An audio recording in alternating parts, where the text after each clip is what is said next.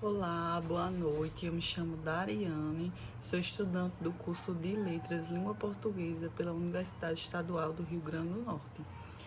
Vamos apresentar para vocês agora, eu e os meus colegas Liliane Silva Ferreira e José Janailson Gomes da Silva. É um seminário sobre pessoas com deficiências e a deficiência que nós escolhemos foi a deficiência visual. Essa primeira parte que nós vamos apresentar agora é sobre o histórico da pessoa com deficiência na sociedade. Segundo os conteúdos abordados nesta disciplina, a deficiência na antiguidade ela possuía duas vertentes, entre o demoníaco e o divino. Para aquela sociedade daquele tempo, ou as pessoas, ou a família estava sendo castigada por algum pecado ou algo do tipo, ou aquela pessoa estava possuída, ou seja, endemoniada. Então, aquelas pessoas eram mortas, eram trancafiadas, elas simplesmente eram abandonadas por conta da sua deficiência, por simplesmente elas não parecerem com as outras, como aquelas pessoas tinham o costume. Então, com a chegada da Idade Média, a sociedade passou a ter um olhar de compaixão por essas pessoas e passaram a considerá-las criaturas de Deus. E também com a chegada do Renascimento, quando veio a ser estudado pela medicina em ciências naturais, essas pessoas, mesmo com esses estudos, continuavam sofrendo discriminação, segregação, e já não eram mais abandonadas. Agora elas estavam sob a tutela do Estado e dentro de abrigos e asilos. A sociedade nesse tempo não considerava a educação das pessoas com deficiência uma preocupação. Eles se preocupavam com a educação das pessoas que para eles eram normais. Então, eles não tinham o menor interesse nisso. Até porque as pessoas com deficiência física ou intelectual, seja qual for a deficiência, elas eram consideradas imbecis e idiotas perante aquela sociedade. E isso se perpetuou por um longo tempo. E houve um período muito grande de exclusão. Apesar de agora eles estarem sob a tutela do Estado, em asilos, eles ainda sofriam muito com isso. Daí então foi criado um Instituto Nacional de Educação de Surdos, o INES, lá em 1857, por uma iniciativa do governo imperial. Essa iniciativa foi fundamental para haver uma reflexão e conscientização sobre a educação, mas as vagas eram inferiores ao número de pessoas. Então isso começou a crescer em todo o país, aí entre a década de 50 e 90. Foi quando começou a haver também a criação de associação de pais, a APAES, e também as campanhas em prol de deficientes visuais e surdos. A princípio eram só essas duas deficiências que eles começaram a dar uma atenção. Entre a década de 70 e 80 no Brasil, começou a se pensar também como o professor iria agir diante desses alunos. Então, começou a haver mais uma preocupação na educação dessas pessoas, porque já se passou-se muito tempo e isso já estava ultrapassado. Não haveria mais por que negar a educação a essas pessoas, que eram como todas as outras. E então, com o PNE, em 1994, veio o direito e veio as maneiras também de se oferecer condições e meios próximos da sociedade. Ainda que se tenha muito para avançar, nós já demos vários passos, né? Olá, sou Liliane Ferreira, aluna do curso de Letras pela Universidade Estadual do Rio Grande do Norte, no Polo de Lages.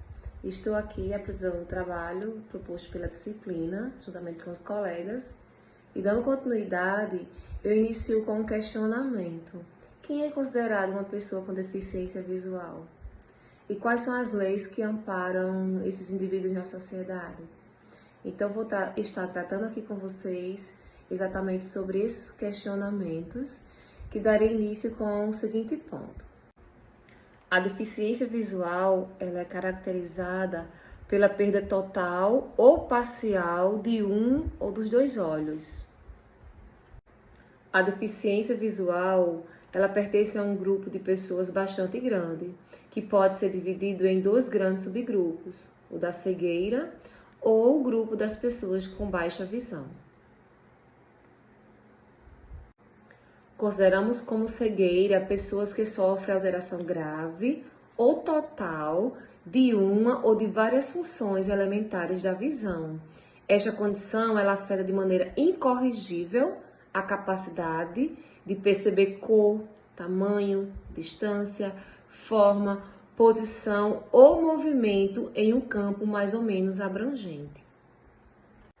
Já o segundo grupo das pessoas consideradas com baixa visão, que não são totalmente cegas, mas possuem sérias dificuldades para enxergar, a baixa visão ela corresponde a um comprometimento do funcionamento visual em ambos os olhos, que não pode ser sanado, por exemplo, com o uso de óculos convencionais, lentes de contato ou cirurgias oftalmológicas.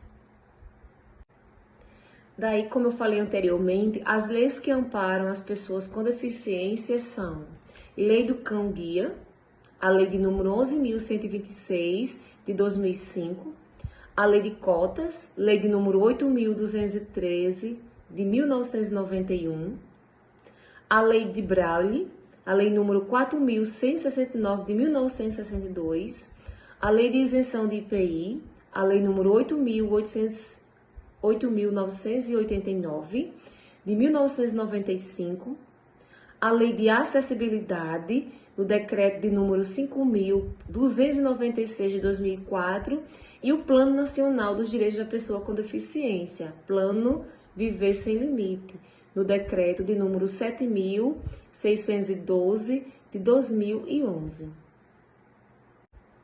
Então, conforme foi colocado, a questão da deficiência visual, é preciso que os professores eles consigam identificar qual foi o motivo dessa perda visual, qual o tipo de necessidade específica para que as adaptações ao ambiente elas sejam solucionadas e assim que a gente possa aproveitar a funcionalidade visual de que aquele aluno apresenta. Muito obrigada pela atenção. Então, eu sou José Genailson, vou dar continuidade aí à apresentação do seminário e eu vou iniciar a parte sobre a questão da inclusão dos alunos com deficiência, considerando todo o histórico feito pela nossa colega na primeira parte do trabalho, e observando a deficiência a qual nós escolhemos, que é a deficiência visual, certo? Cegos e de baixa visão. Eu queria iniciar o trabalho considerando a questão da estrutura física da escola, que seja uma estrutura física adequada, que não tenha pontos que tragam insegurança para o aluno, tanto para o aluno quanto para o profissional cego, certo? Então, que tenha um acolhimento, uma programação de acolhimento para a recebida do aluno, para que ele passe por todos os espaços da escola, sempre próximo às paredes, para que ele possa se situar e que com o tempo ele possa fazer as caminhadas sozinho, possa se dirigir ao banheiro, possa se dirigir ao refeitório, possa se dirigir à quadra de maneira só, Então que tenha esse acolhimento, dentro do espaço físico da escola, que o aluno, nesse primeiro momento inicial, após a questão da engenharia mesmo, respeitar as especificidades do aluno deficiente visual, que ele tenha esse primeiro acolhimento com a escola, que passe em todas as salas, banheiro, todas as partes da escola que sejam essenciais ao funcionamento, e todas elas, é claro. Outra relação importante na questão da inclusão do aluno deficiente visual no ambiente escolar diz respeito à prática pedagógica em si, do corpo docente, certo?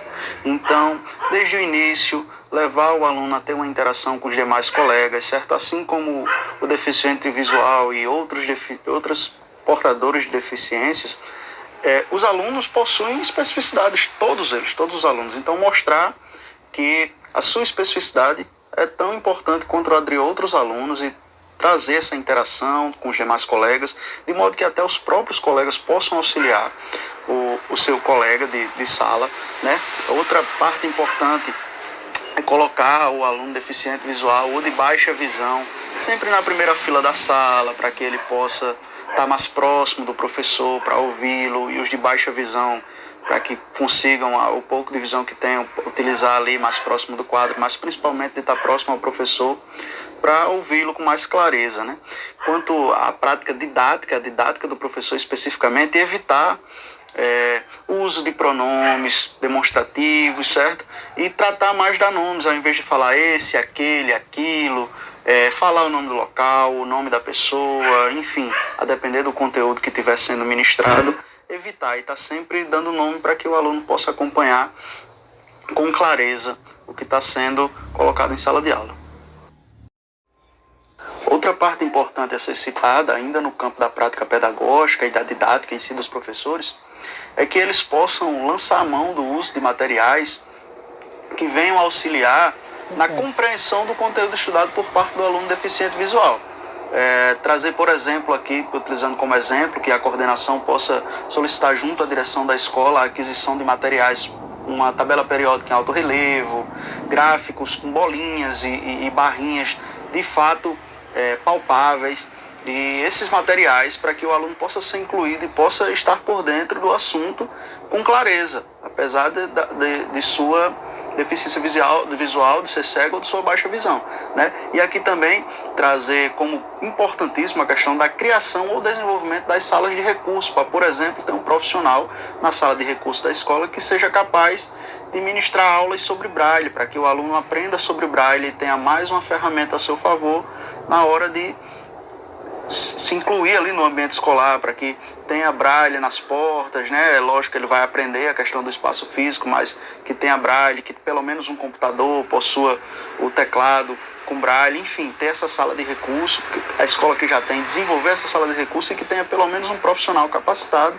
para que o aluno deficiente visual receba aulas de Braille. Ademais, que a equipe profissional da escola lance mão, não deixe de lançar mão de todas as tecnologias que já há aí presente e que, claro, que a escola tecnologias que a escola tenha condição de fazer aquisição para que esse aluno esteja ainda mais incluído, né? Eu trouxe aqui como exemplo, quero trazer como exemplo aqui uma tecnologia hoje bem utilizada, que é o leitor de tela, né? Então, quando o aluno estivesse fazendo uso de um computador ou de um tablet ou de algo parecido, que houvesse a questão da leitura de tela para que ele pudesse acompanhar o texto que está sendo trabalhado, né? Entre outras tecnologias que vão surgindo, então sempre o professor antenado à tecnologia para que a escola possa adquirir e fazer uso para a inclusão do aluno. Então é isso, de maneira sucinta, essa era a minha contribuição junto ao trabalho, né? Procurei tratar de assuntos mais práticos do dia a dia mesmo na escola e queria finalizar o trabalho dizendo: eu tenho outra graduação, sou bacharel em economia, e durante essa outra graduação eu tive um professor que era deficiente visual, ele era cego, e era um professor espetacular, então que as escolas saibam receber nossos alunos e mostrar toda a potencialidade que ele tem e não deixar que ele fique atrelado à sua deficiência, né? Tratá-lo de maneira inclusiva para que ele possa desenvolver todo o seu potencial. Até mais, obrigado.